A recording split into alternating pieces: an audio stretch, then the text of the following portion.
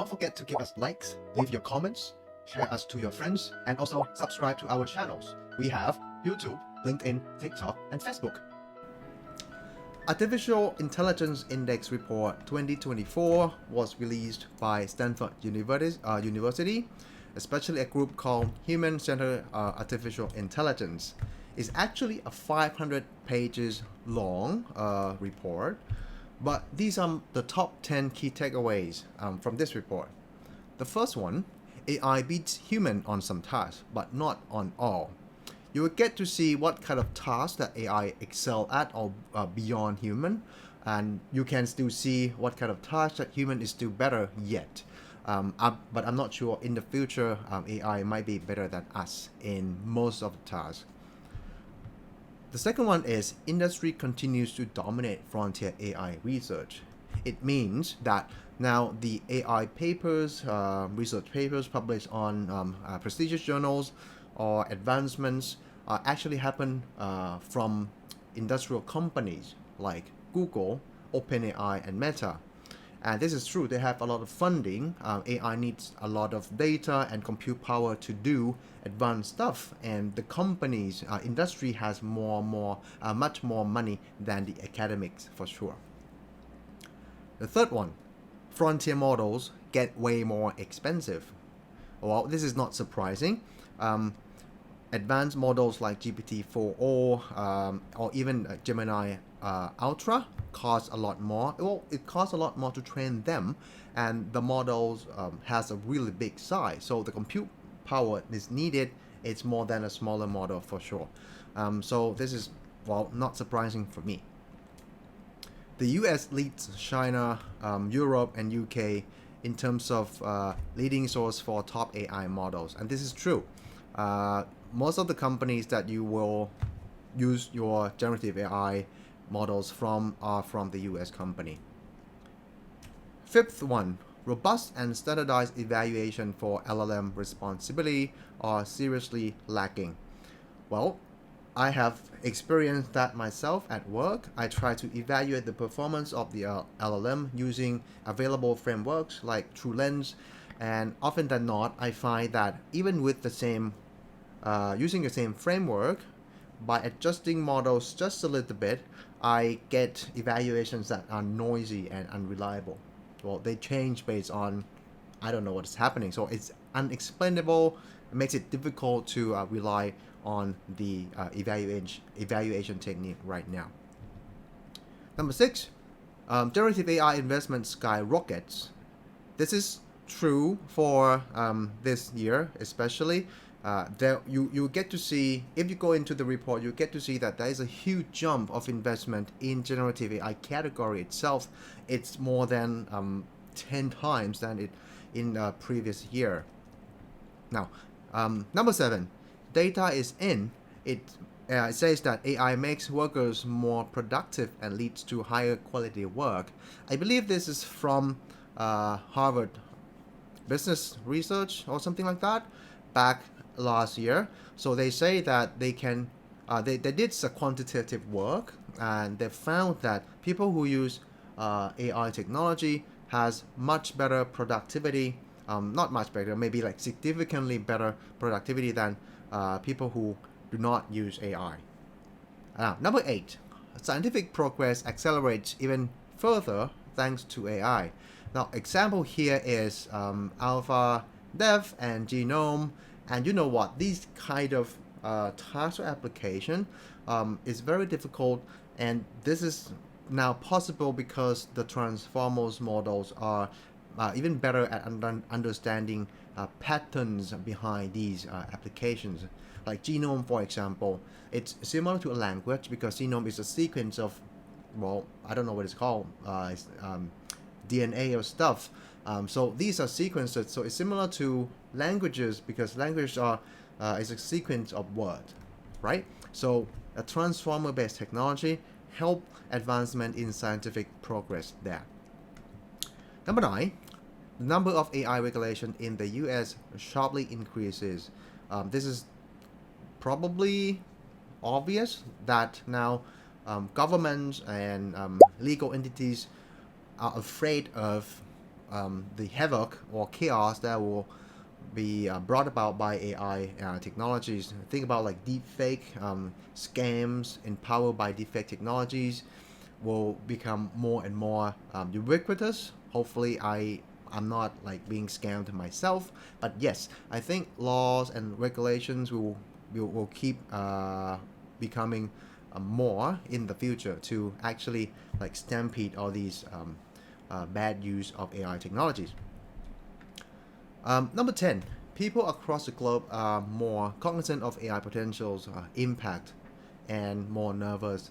There's doom and gloom here, but based on my experience, most people that I know are very positive about their work will be easier, more efficient when they use AI technologies.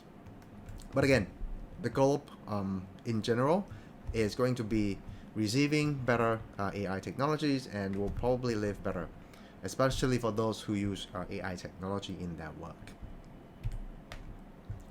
There are a lot of chapters in this report. I just present to you the highlight, but you can dig down into these chapters when you have free time. But today, I will take you briefly through chapter number 4 about economy. There are a lot of open source models available now, well, at least by the year 2023, by the end of year 2023.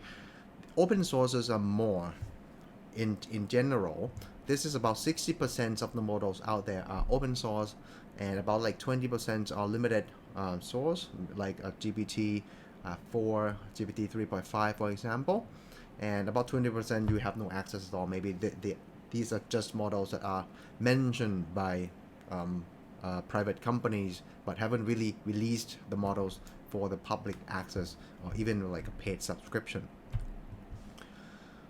Even though we have a lot more open source models, closed source models still outperform in general, and the amount of difference depends on what you are looking at. Especially when you need advanced capabilities like agent-based behavior, the closed source models are still much better. It's like 3x much better than the open source model. Well, okay, closed source models, an example would be like GPT-4, or an open source model would be like Llama 3. You can see the difference there. GPT-4 has probably hundreds of billions parameters, while the free available Llama could be like just 7 billions or 70 billions parameter. So there's a big gap in the model size, and therefore a big gap in the model's capability, especially for the advanced behavior like agent.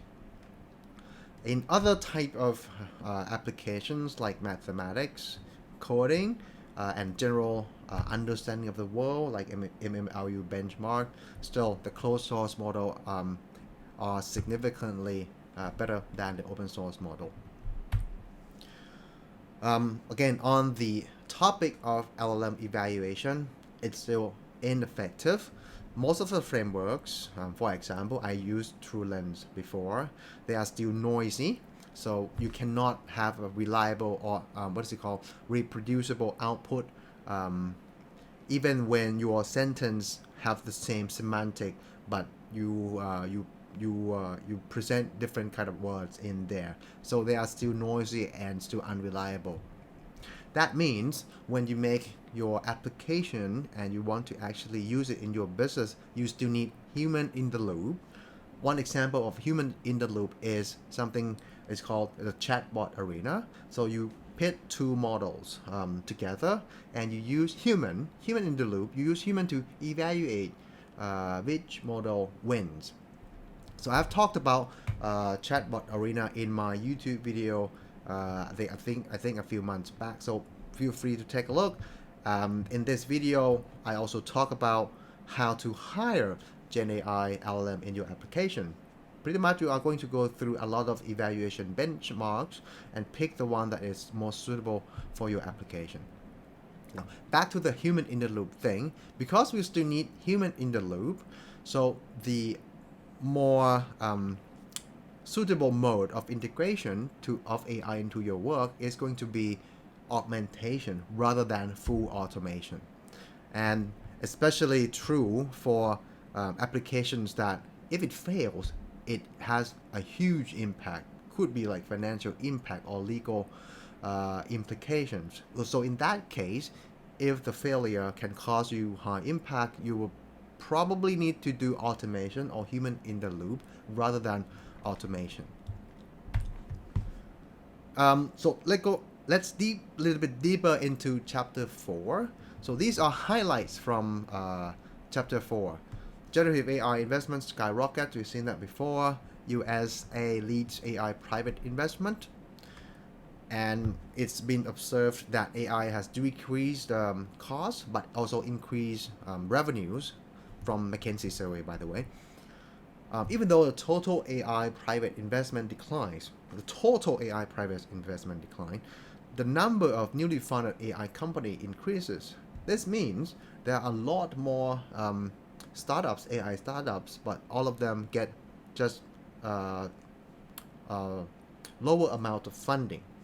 This can also because most of these AI startups are based on generative AI technology, and they are probably using API calls to OpenAI or like Google Vertex AI, and therefore the upfront investment is lower as well. AI organizational adoption increases. Sure, like I think I've seen a lot of the companies actually started their first AI projects or AI education, at least educating their employees about AI and generative AI in general. Now, AI makes worker more productive and leads to higher product quality work. Yes, this is true from the Harvard Business School study. And Fortune 500 companies start talking a lot more about AI, especially generative AI. So these are the key takeaways from the chapter of economics. But we are going to dive in a little bit more into charts that are available in this chapter. Now, this chart is a reproduced chart from the Harvard Business Review study that claims to observe that people who use AI in their work have significantly much better performance than the one who doesn't use AI technology. But what is more interesting is that now the plot on the left is for bottom half skills participants, meaning participants who have lower skill or less skilled compared to the right half, which is top half skilled participants. This shows that for the less skilled workers or professionals, they benefit more from using generative AI technology. And this is true. Well, you don't need to get an MBA degree to know what is SWOT analysis is, or is 5 forces or PESTEL analysis is. You can ask GPT to apply the framework to your whatever it is you are looking at. So there is a lower barrier to use advanced knowledge or knowledge that you need to have when you need to like pay tons of money to study MBA. So the less skilled benefit more from AI technology, but in general, most people or almost everyone benefit from using generative AI technology. In the same work, they also propose, or at least they found, two main new ways of work for AI and human to work together. The first one is Centaur, and the second one is a cyborg. The difference is that for a Centaur, a person will apply his or her own expertise when the job or the task to be done is significantly related to their expertise, but will resort to generative AI help when they meet with a task that is not really aligned with their expertise well. For example, I am an AI researcher, I'm a team lead, but sometimes I need to manage a project. I do not have a strong project management skills, or at least I did not have a course or a certification or project management. So I actually use generative AI, like mostly ChatGPT or Gemini, to help me manage the project. So this is the application. This is like a type of work, human AI interaction in a Centaur way. Now, for a cyborg, well, it's a machine-human integration, like total integration, right? So this is a person who can integrate AI in their work seamlessly and almost in every angle. Um, I think if I become, if I use more AI technologies in my work, I will get from Centaur to Cyborg in time, I think. So yeah, I will need to like use AI more, well, I guess, to be a cyborg. All right, this chart is actually AI related roles that organizations hired in the last year, like 2023.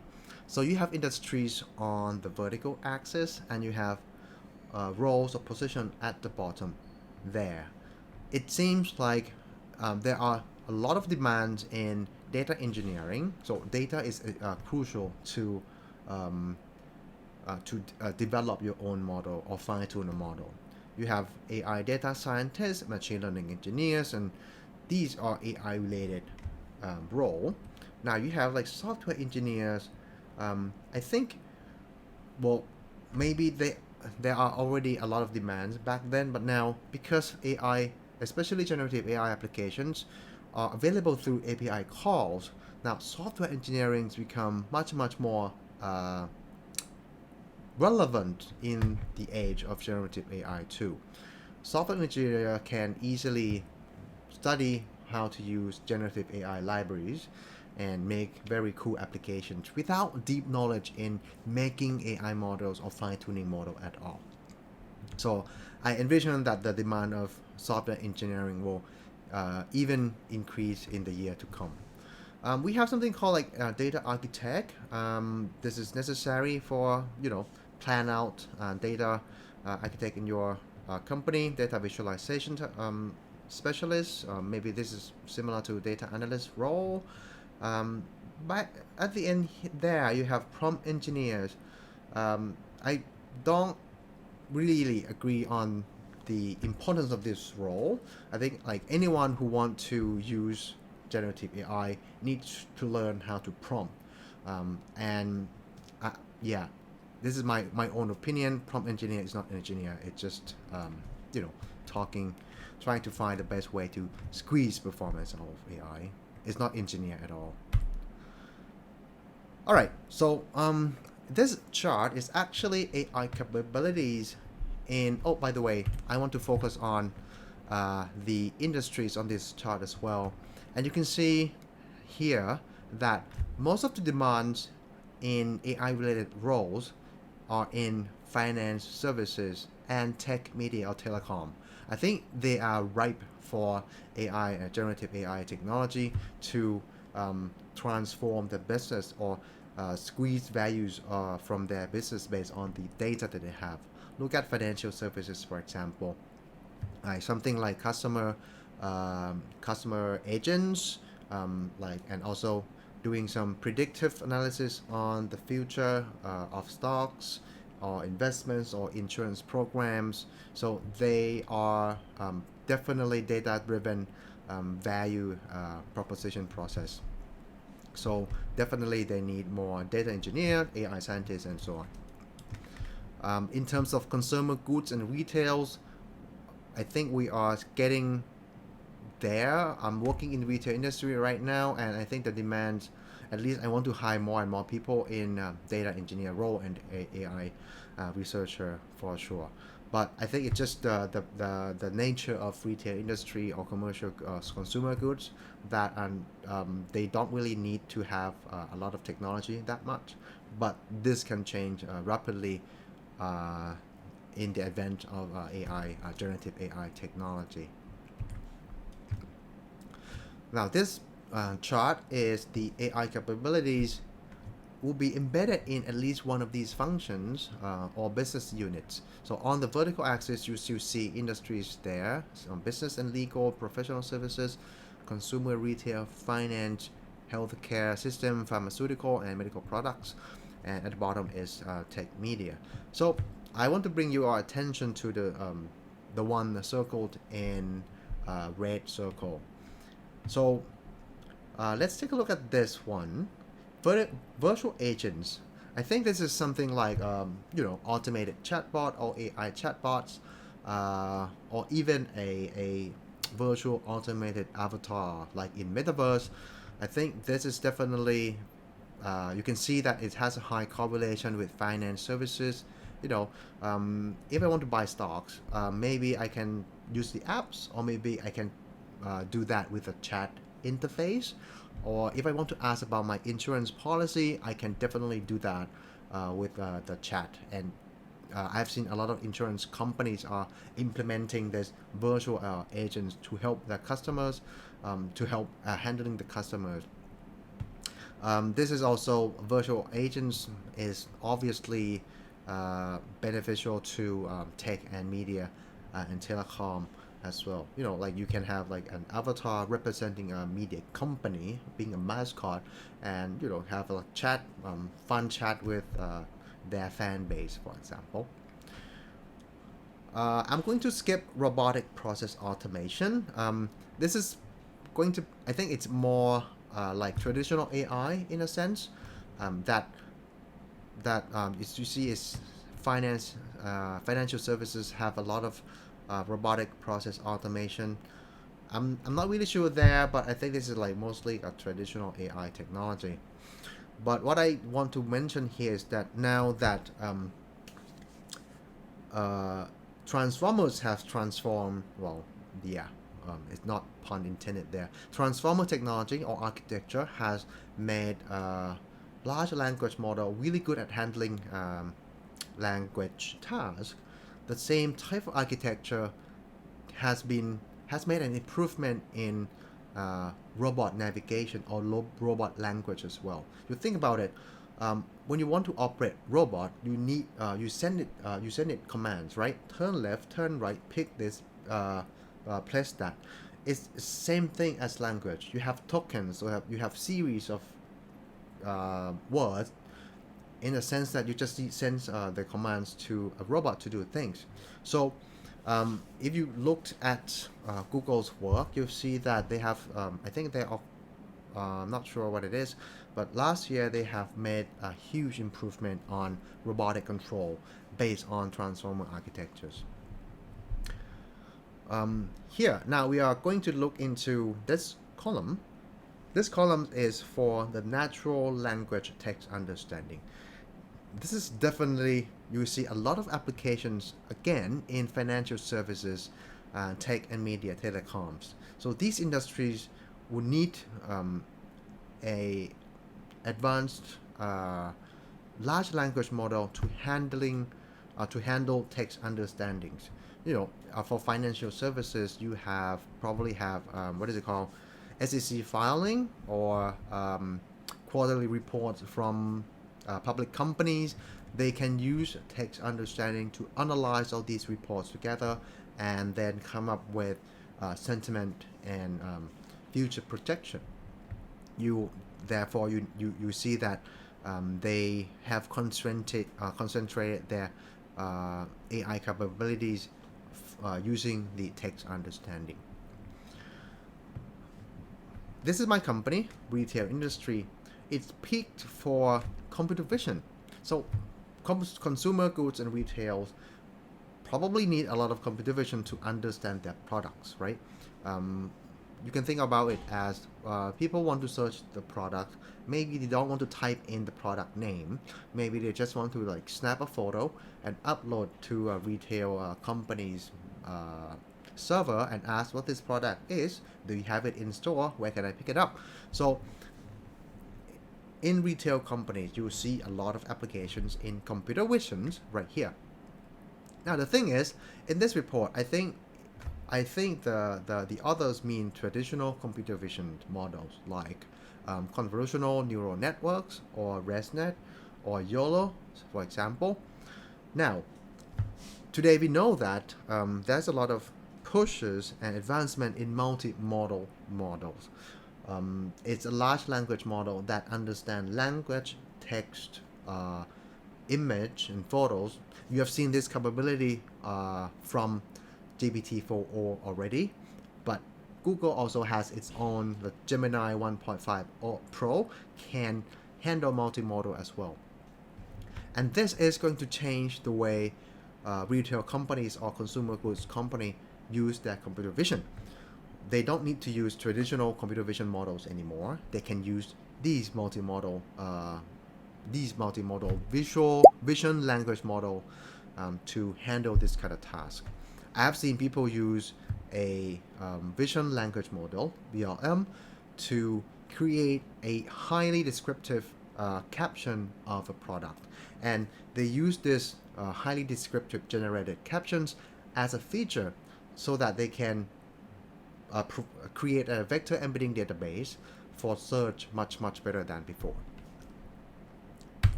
In the next graph, next plot here, we are looking into most commonly adopted AI use cases by functions.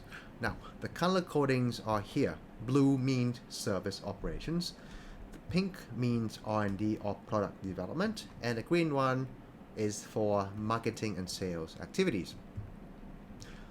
The top use case is contact center automation, and this is marked to be blue because it's a service operations.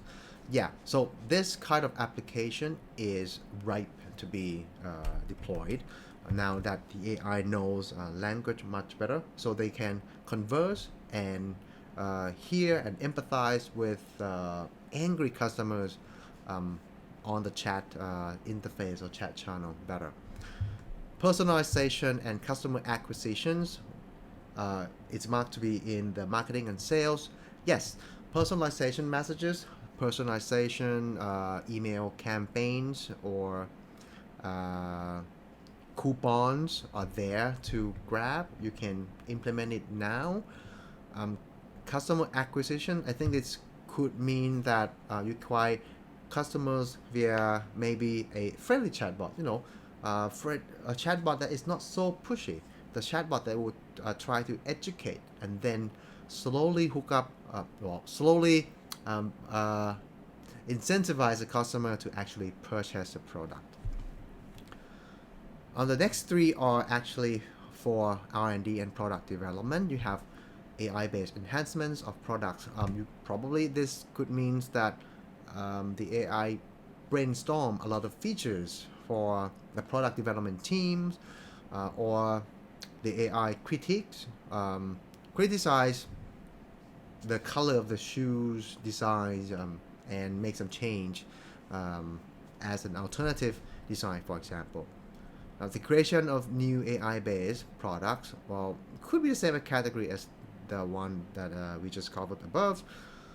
Product feature optimization, I don't know what it means, but I don't know what it means in detail, but yes, generative AI could probably help you optimize the features. Probably need to take a look in this category in detail. Service operations optimization. Not really sure what it means. Is it just automation, traditional AI? Could be. Sales. Chatbot can help you sell better. It can answer to customers 24/7. You don't need human agents to do that anymore. So now your shops will have like a front desk 24/7 and every day throughout the year. Customer service analytics. So customer service analytics, the AI could probably help you analyze through your customer service data. Could be like rating or sentiment from an angry customer. The AI or generative AI can help you fire through that as well. Predictive service and intervention. In terms of predictive service, I think it's more like a traditional AI territory.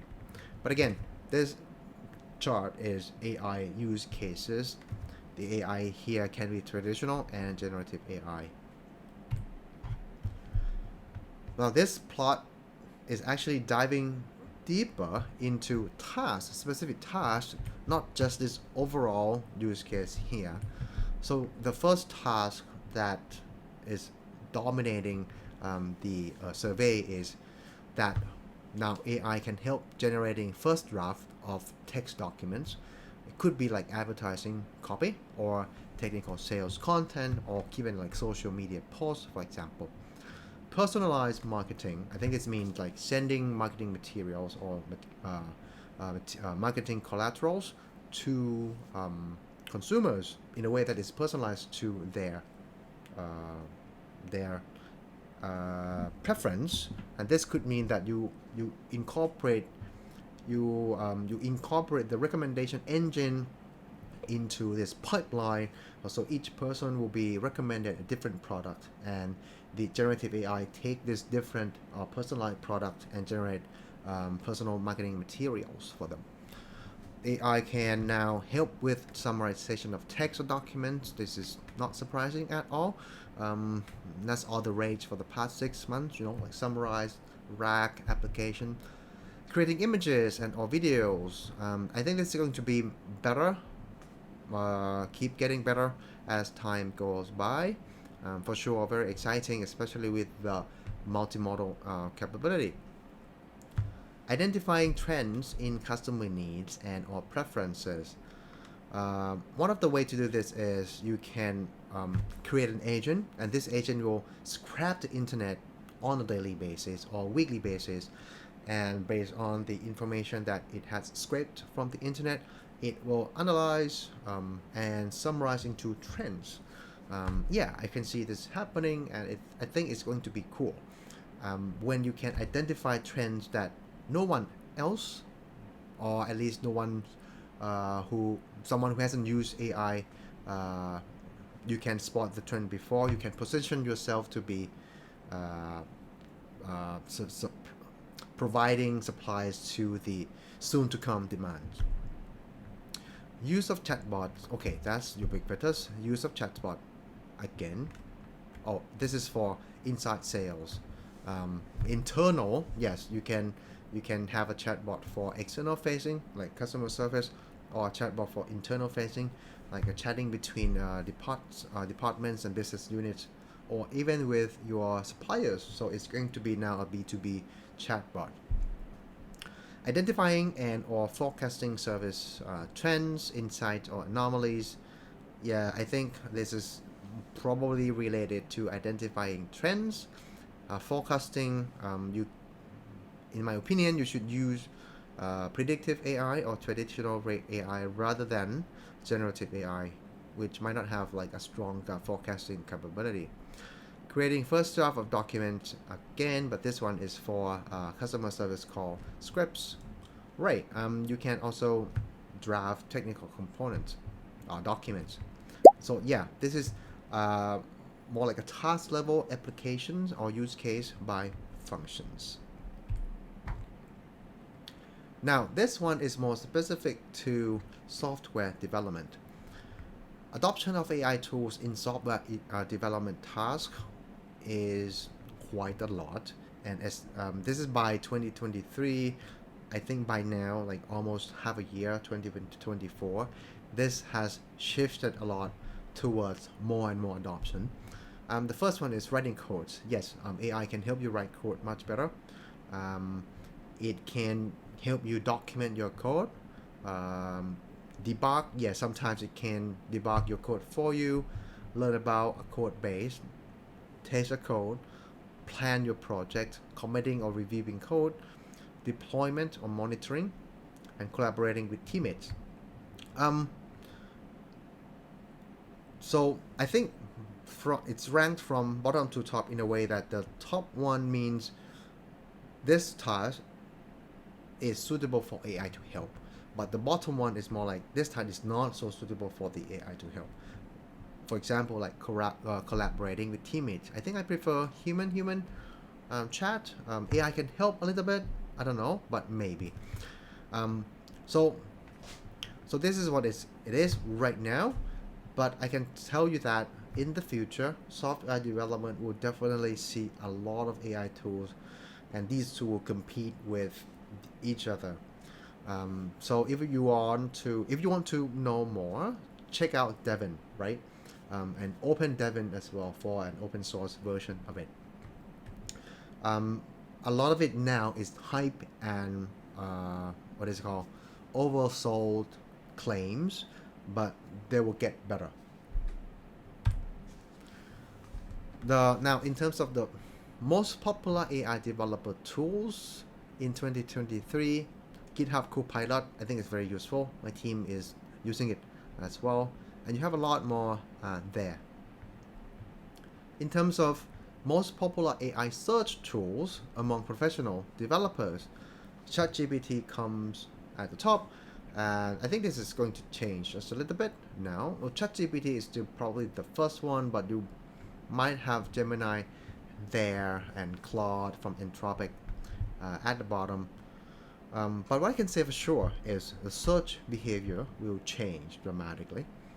No one I think a lot more people will just want an immediate answer to their questions rather than what we mostly do right now. For what we do right now is we Google, and then we have to go into each of the recommended links to read and to figure out, trying to find the answer for ourselves. This is not efficient compared to what the generative AI can do. So the generative search is going to change how we search for answers on the internet. I think this one is going to say that most people agree that AI increase productivity, speed up their learning. Not sure about greater efficiency, but it's there. Improve accuracy in coding and improve collaboration. So definitely productivity increased quite significantly. And this one says a lot more people now says they are more favorable towards AI tools. So pretty much they are going to use more AI tools in the future.